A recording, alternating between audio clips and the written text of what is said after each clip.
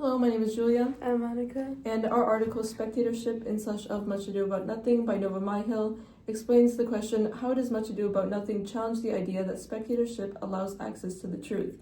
So Myhill explores this topic by examining how spectatorship functions both within Much Ado About Nothing and in the experience of the theater audience, so us, and how sight and taking secondhand information often leads to deception.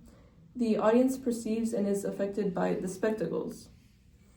So some pros of the audience being affected by the spectacles is learning to obey the king, particularly in Shakespeare's time period, exhort allegiance, and do away with treachery and felonies. And the cons of them being affected by spectacles were learning to beguile, betray, disobey, and rebel. Hill argued that both can be applied to the same play, depending on how you see it. And she says it teaches its audience to avoid the same stratagems others claim the audience is taught to perform. And in Much Ado About Nothing, Shakespeare exposes how easily interpretations and thoughts are shaped by external forces, and this reflects the at the time modern anxieties about theater, which were the anti-theatrical writers were worried that spectators could be quote-unquote infected by what they saw. So melody, costly apparel, malicious speech could infect the mind where quote-unquote reason and virtue should exist.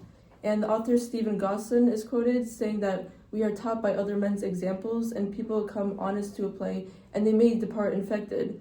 So the audience is helpless to the influence of the play. And first there are physical imitations. For example, a character might rise and the audience might rise. Or they are swearing, the audience starts swearing, feeling the same emotions that the characters are feeling. And then this becomes mental imitation in the same vein. So, for example, they use the example of one character in this specific play, not Much Ado About Nothing, it was a different one, but they said that the characters vowed to be wed and they were seduced, and so this led to the audience feeling that they had a similar want to be wed. And John Northbrook, another author, says that spectators, the audience, are actually also spectacles because of this and how the play has so much power to both deceive and influence us. So we might not be as conscious of how the play is shaping our thoughts and perspective as we believe we are. I thought it was very interesting to see how the view of the anti-theatrical writers at the time. And I thought it was interesting how they placed such an emphasis on this one play. And how their worries seem to be centered around Much Ado About Nothing, like quote-unquote infecting the audience. I think that in our time period, we don't really stress on like one source of media just because we have so many outlets of media, like different outlets of entertainment. I agree. However, I also think that this anti-media perspective is very much present. For example, in the realm of video games, where many people argue that it's infecting the minds of kids, people that are playing these games, and creating violence. So there definitely are parallels, and this shows like how Shakespeare's topics are very much applicable to our modern lives as well. And I also think this rather anti-theatrical view is very interesting to focus on in this article because it almost seems as though Hill is painting Shakespeare in a sort of anti-theatrical light, bringing up commentary of the dangers of theater, even though he is the one making plays. But Shakespeare is definitely warning of how the interpretations are guided by others, our interpretations. But this definitely doesn't only apply to spectators in theaters, which Myhill discusses for a very extended period of time. And then going back to what John Northbrook said about how spectators can actually be spectacles, the discrepancy between position as a spectacle and the belief that you are the spectator or audience is dangerous because the spectator's sense of authority is misplaced. So Benedict and Beatrice believe that they are spectators and they're really good hiders, but the truth is the opposite. They're actually very poor hiders, and that's what makes them victims to deception. And Claudio's fear of being a spectacle and awareness of the possibility of deception causes him to fall victim to Don Juan's ploys, and it makes him think he can't trust his own experiences with Don Pedro and Hero. But he feels like a spectator with reliable knowledge when hearing about Pedro's betrayal from Don Juan or seeing what he believes to be Hero at her window due to it being secondhand information. And the characters believe that the awareness of another's presence is what creates performance. So if they think that people are unaware of their presence, that person is most likely telling the truth. And also, Claudio thinks that he is the audience as spectator, but it turns out that Don John and Baraccio are making him their spectacle, and he believes that their narrative about Hero, that she's unchaste. And so we see how easily his interpretations and thoughts were guided following this belief that he is spectator when he denounces her. So with the context of seeing Baraccio and Margaret together, Beatrice's statement that she was not Hero's bedfellow that night, although she has been all other times, became evidence for that it was her indeed at that window for Leonardo, even though it would disprove Baraccio's confession that they had these encounters like 1,000 times before. I thought that the idea that the audience is what creates performance was really interesting. And I think that this idea catapulted several storylines, such as Benedict and Beatrice and Hero and Claudio, and these storylines really reinforced that the characters truly believe that eavesdropping or quote-unquote noting is truth. Following this, Myhill discusses how eyes are not reliable, as sight often makes one think of themselves as a spectator. So eyes are not what one sees with, but rather what they see through. They're filters that lead characters to see people in particular ways. So Claudio sees Hero with a soldier's eye before the war, and then after he sees how fair and young she is. So his perception very easily changes, and then Benedict says, "May I be so converted and see with these eyes."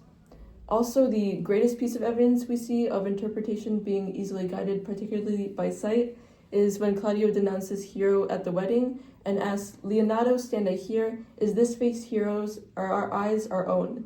And then Leonardo responds with, "All this is so." But in reality, he's wrong. So their perceptions are based on sight and seeing Hero in the window, but this means that they lack crucial information and therefore not completely accurate in their interpretations. Their eyes may be their own, but their sight is lent from others. And an example where two characters have different interpretations of sight is when Claudio says Hero is the sweetest lady that ever I looked on, but Benedict says that he sees no such matter. And towards the end of the play, Leonardo says that Benedict has the sight of his eye of love from him, Claudio and the prince, and Beatrice's eye of favor is from Hero.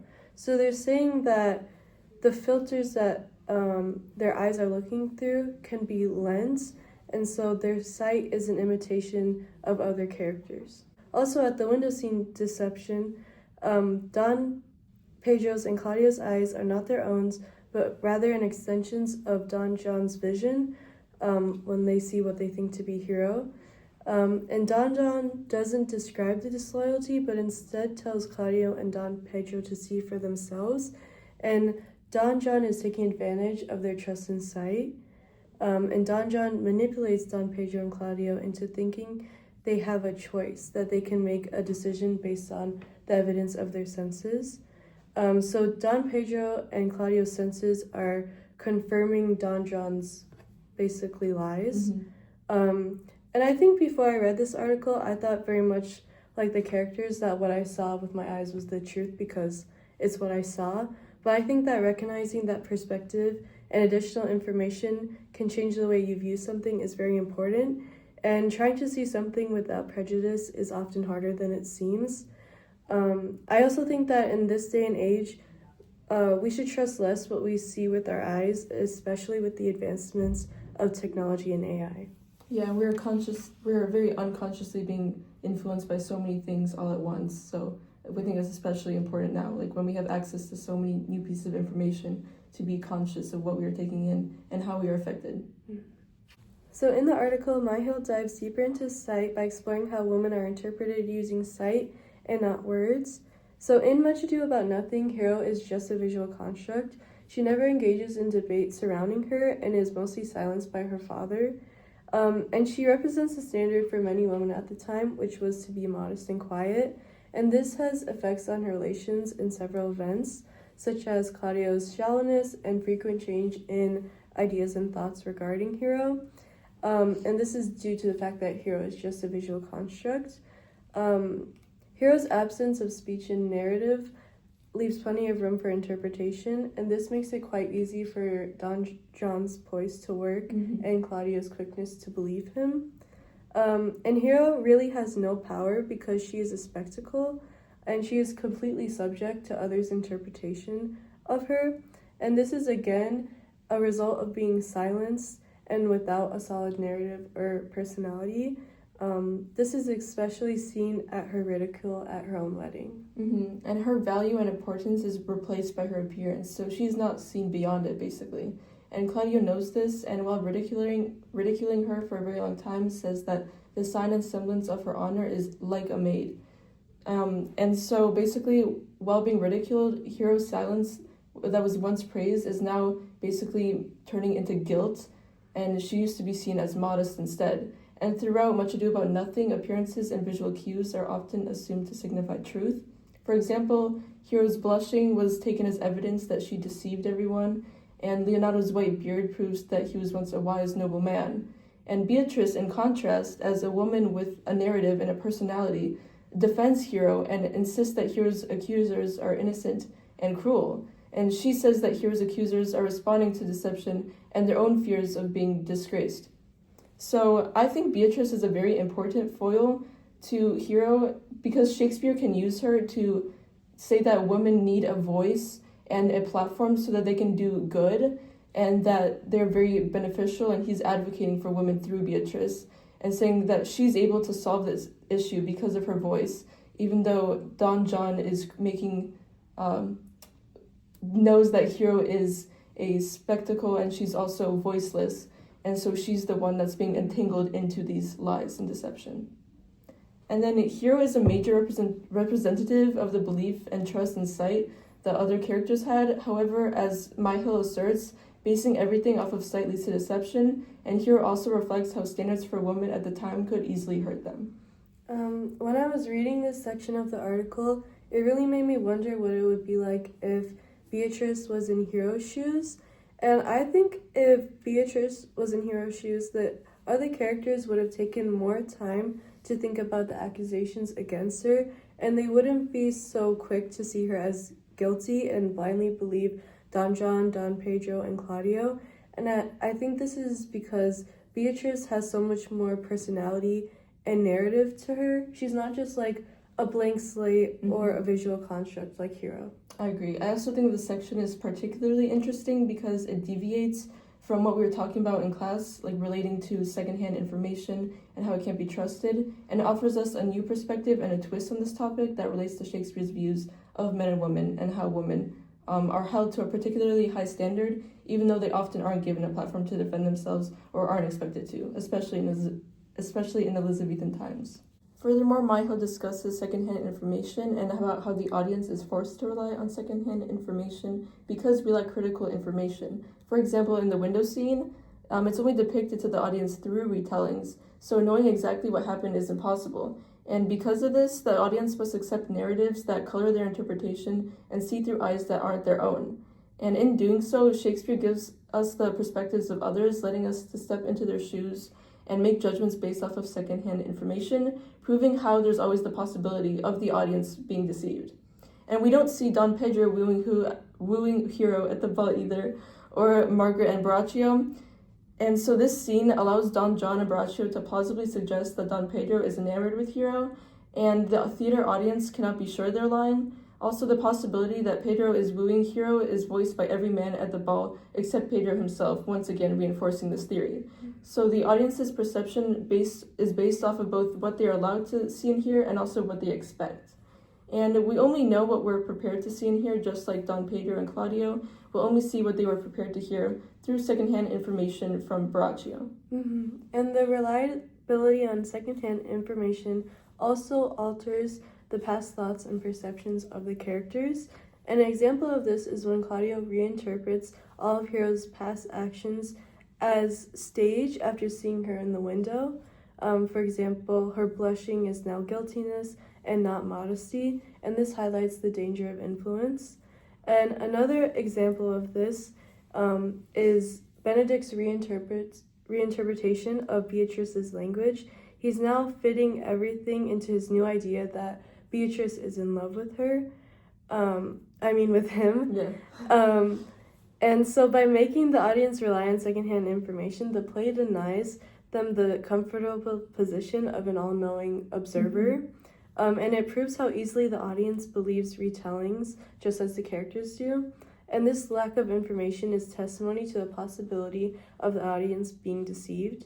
And I thought it was very interesting when the author brought up that if the audience had seen the window scene, they would be swayed either against or for Claudio and Don Pedro based on how accurate the deception was. And when I read that, I thought that I wouldn't really be swayed just because of their actions afterwards and how quick they were to accuse her and ridicule her, and they didn't really take the time to see her side of the story and hear her out. I do think, though, that seeing Margaret at the window would give us so much more context to Claudio's perception, and I think I would be swayed a bit if the vision that we have truly did not match up with Claudio's. However, I agree, there are so many dimensions to the story, and they were very convincing themselves with their words. Thank you for watching. Bye. Bye.